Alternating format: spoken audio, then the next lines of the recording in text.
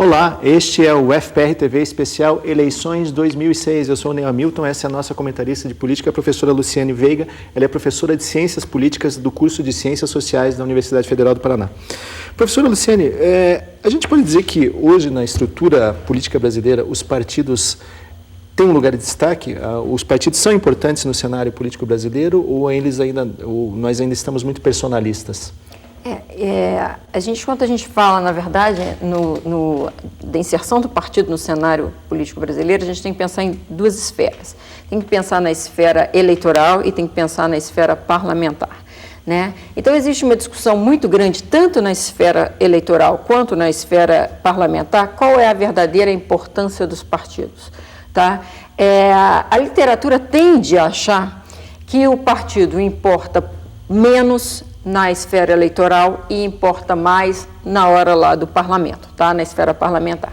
Mas nos dois casos a gente tem várias discussões, tá? Alguns grupos acham que importa mais, outros menos, tanto na esfera eleitoral quanto no parlamento. Mas o fato é o seguinte, por mais que a gente defenda que o partido importa, tá? Que exista um grupo que defenda que o partido importa, não há como você ignorar que, em última instância, na esfera eleitoral, quando o eleitor vai depositar o seu voto, ele vota mesmo na pessoa. Tá? Qualquer pesquisa de opinião que você vá consultar o eleitor, ele vai dizer que ele vota na pessoa e que ele não vota no partido. Mas o fato do eleitor votar na pessoa não quer dizer que o partido não importa. Tá? O partido importa e tem um peso grande. Ele tem um peso grande se você começar a pensar. Primeiro, vamos focar só na esfera eleitoral, tá? Se você pensar aqui, por exemplo, hoje a grande questão que se coloca é o tempo de televisão. O tempo de televisão não é dado para as pessoas, o tempo de televisão é dado para os partidos, né? Então, o partido que tem o poder sobre o tempo de televisão.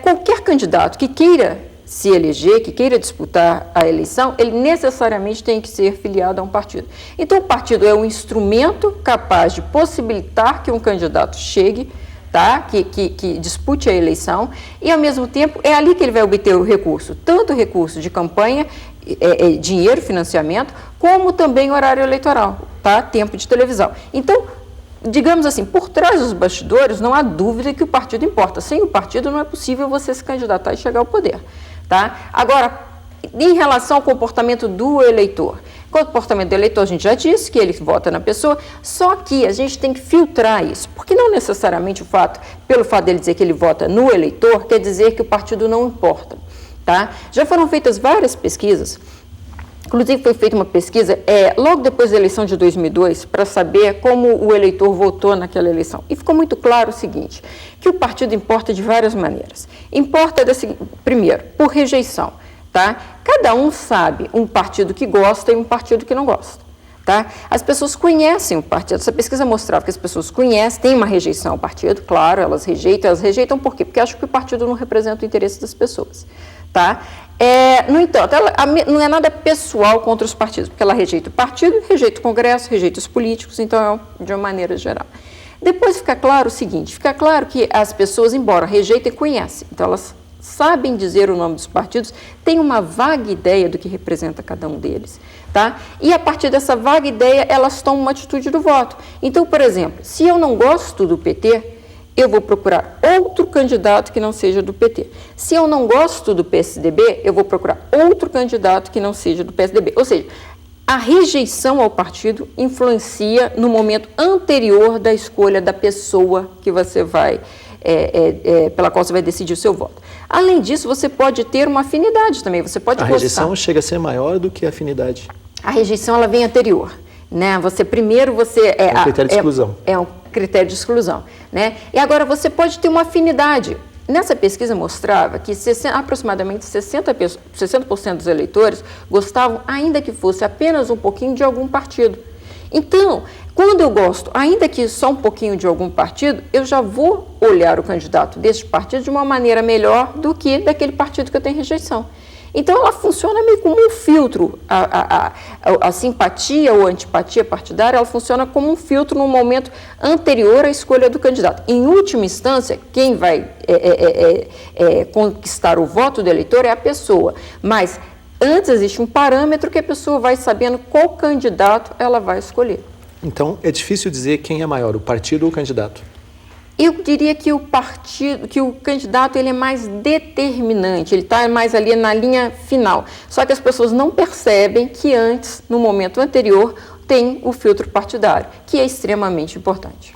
Bom, o partido que mais cresceu no Brasil, foi um partido que realmente teve raízes, pelo menos depois da democratização, foi o PT.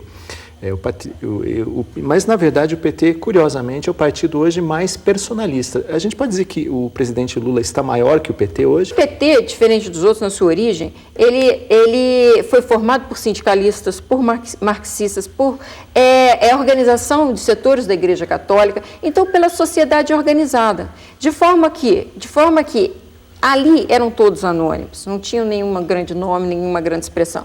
E de lá para cá ele passou por um processo de moderação, de crescimento, né? E que algumas lideranças começaram a se despontar. Ao ápice que a gente vê agora, que de fato, eu não tenho dúvida que a sua afirmação, que a sua pergunta está certa, pode ser uma afirmativa. O Lula é maior do que o PT. Tanto é que ele conseguiu se descolar, o PT, que cresceu exponencialmente, né, em 2002, passa por uma crise grande quando chega na experiência do poder, e é interessante, tem um artigo antigo do Florestan Fernandes na Folha, que ele dizia o seguinte, que essa questão do PT ser tão diferente de todos os outros partidos, ser tão virtuoso em relação aos outros partidos, ele falava daquele momento, ele tinha quase certeza que era porque ele ainda não tinha chegado no poder. Tá? É como se ele previsse que, quando o PT chegasse ao poder, ele experimentaria os mesmos problemas, teriam os mesmos problemas de virtude cívica que os outros partidos passaram. Então, na verdade, quando você o partido chega ao poder, ele passa por uma série de problemas, passa por um desgaste grande. Tá? Não acho que hoje o PT seja visto pela população como um partido pior do que os outros, mas eu acho que agora ele está mais parecido com os outros. E eu acho que mas é impressionante a maneira como o Lula, de fato, conseguiu se descolar do partido, conseguiu se descolar do desgaste do partido e está chegando à eleição tal como ele está chegando, forte dessa maneira. Agora, nós já tivemos também na história recente do Brasil partidos que cresceram graças a personalidades fortes. Não é exatamente o caso do PT. Eu vou citar o exemplo do PDT, do Leonel Brizola. Após a morte do Brizola, o PDT deixou vários filhotes, né? Vários políticos que seguiram a escola do brizolismo, mas foram para outros partidos. Mas o PDT foi definhando após a morte do Brizola. A gente pode prever que o PT vai sofrer muito quando o presidente Lula, claro, ele deve ser reeleito, cumpre o seu mandato, mas 4 anos depois ele deve se afastar, talvez vire senador, enfim, não se sabe o que vai acontecer com ele. Mas o Lula sem PT, desculpe, PT sem Lula, o que acontece com o partido? Você deu o exemplo do caso do PDT, né? A gente pode pensar que o PDT, na verdade, o que aconteceu, o PDT, quando teve a liderança do Brizola, ele formou vários políticos de expressão, só que eles não tiverem muito espaço dentro do PDT, e daí foram buscar outros partidos. Você tem o Marcelo Alencar no PFL, você tem o César Maia, o Marcelo Alencar no PSDB, o César Maia no PFL, você tem o Garotinho, ou seja, também, mas é aquela ideia, tal como o Brizola, todos muito de um viés muito personalista, né, de uma característica muito personalista e um pouco partidária. O PT eu acho que é diferente. O PT, embora tenha esse fenômeno do Lula, tá, esse personalismo do Lula, que eu acho que é uma coisa ocasional, tá? Na verdade é uma coisa de ocasião. Por quê? Porque o Lula, na verdade, ele precisa se descolar do PT agora para ganhar a eleição. Mas não necessariamente ele está de fato descolado do PT. Eu acho que é muito mais uma coisa para o eleitorado estratégica, pensando num ponto foco, num foco que é essa eleição, do que uma vontade mesmo de se deslocar do PT, tá bom? Então eu acho que o PT pode contar com Lula. Tá? A impressão que dá é que o PT pode contar com Lula, é uma estratégia, olha, agora eu apareço sozinho para depois subirmos todos juntos, né? Que o PT ganha se o Lula ganhar. Então, e agora, se por alguma coisa acontecer, o PT sem o Lula continua sendo um PT com grandes lideranças, né? Você tem, na verdade, grandes lideranças, você tem o Mercadante, que está concorrendo ao governo de São Paulo. O Suplicy. Né? Você tem o Suplicy, né? Candidato ao Senado. Então, você tem uma série de lideranças que podem perfeitamente dar continuidade ao PT independente do Lula. O que cai, de fato, é o apelo eleitoral, que o Lula tem um apelo eleitoral muito grande, mas a estrutura partidária, ela está perfeitamente estruturada para permanecer com Lula ou sem Lula. Muito bem, nós vamos fazer um rápido intervalo e já voltamos falando sobre eleições 2006. É só um instante.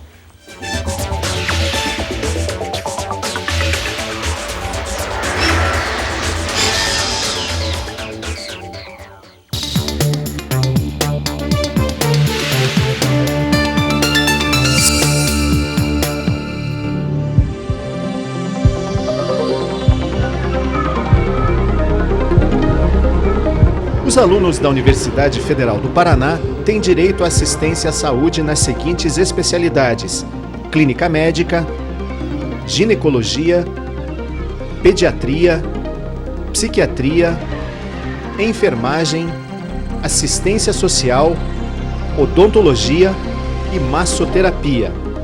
O atendimento é feito em 2 centros de atenção à saúde, mais conhecidos como CASA. Anote os endereços. A Casa 3 fica no Centro Politécnico e a Casa 4 fica no setor de Ciências Agrárias. Nestes locais também são aplicadas vacinas contra hepatite, tétano e gripe. Os filhos de alunos com menos de 13 anos também têm direito à assistência médica gratuita. Todas as consultas devem ser agendadas pelos telefones 3361-3066 e 3350-5776.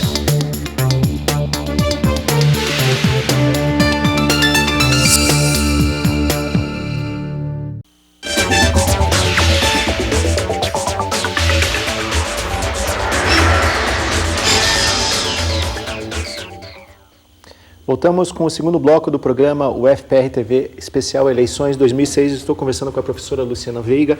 Ela é professora de Ciência Política do curso de Ciências Sociais da Universidade Federal do Paraná. Professora Luciana, por que as pessoas escolhem um determinado partido político no Brasil? O que as leva a escolher um determinado partido político? Essa pergunta foi feita, inclusive, curioso você fazer essa pergunta, porque essa pergunta foi feita exatamente dessa maneira nesse survey que eu estou dizendo, que é o ESEB, Estudos Eleitorais Brasileiros.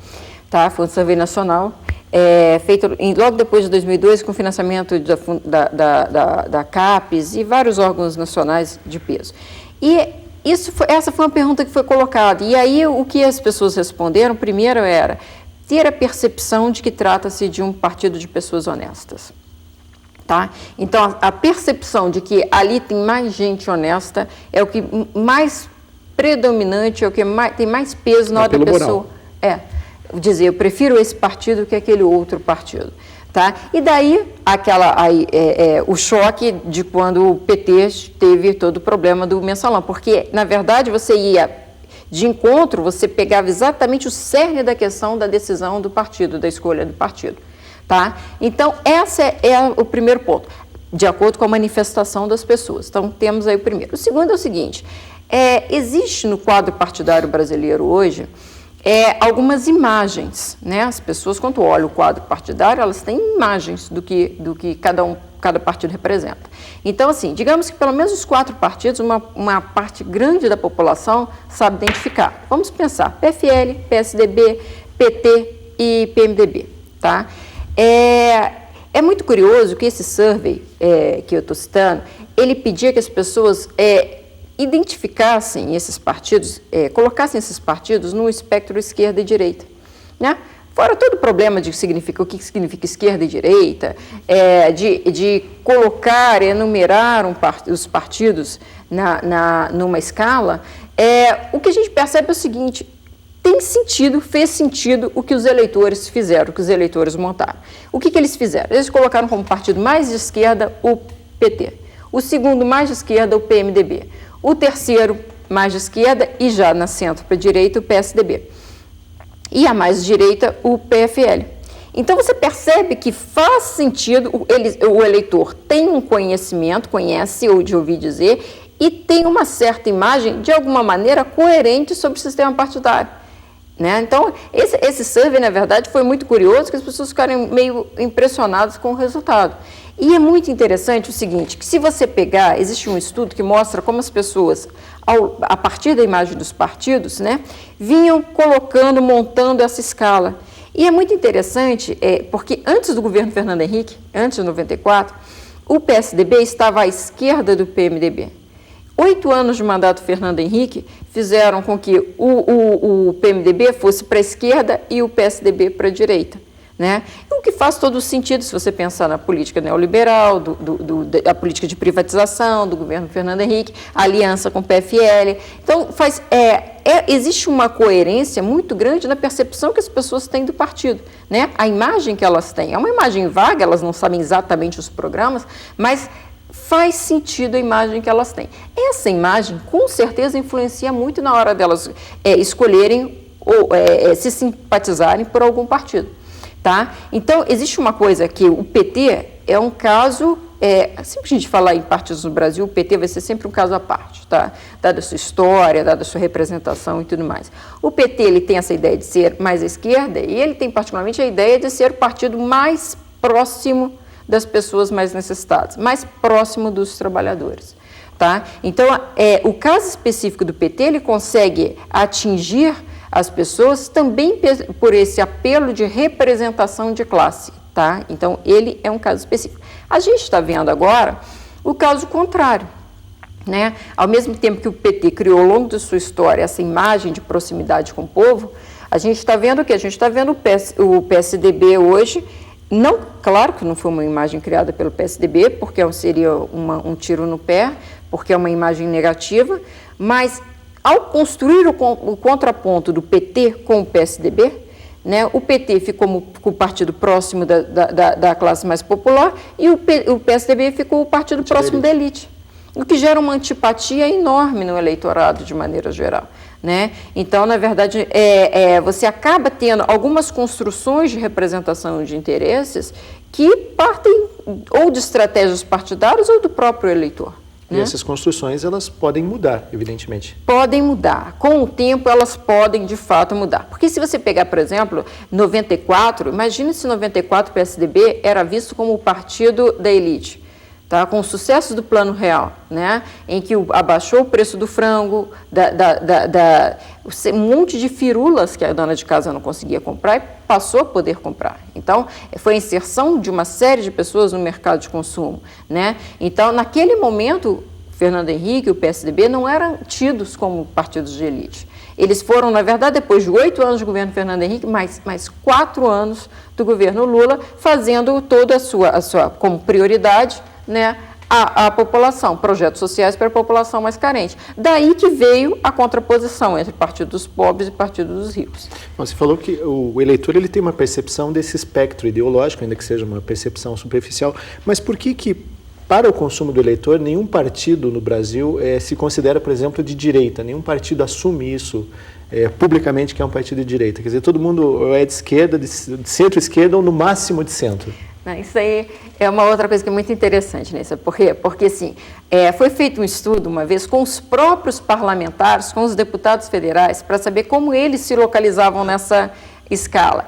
E a tendência dos deputados de direita de se localizarem mais para o centro do que o seu partido era tido pela imprensa e pelos cientistas políticos, foi uma coisa impressionante. Então, existe, eu acho, né, a imagem, né, de que você ser de direita não é uma coisa positiva no país, né?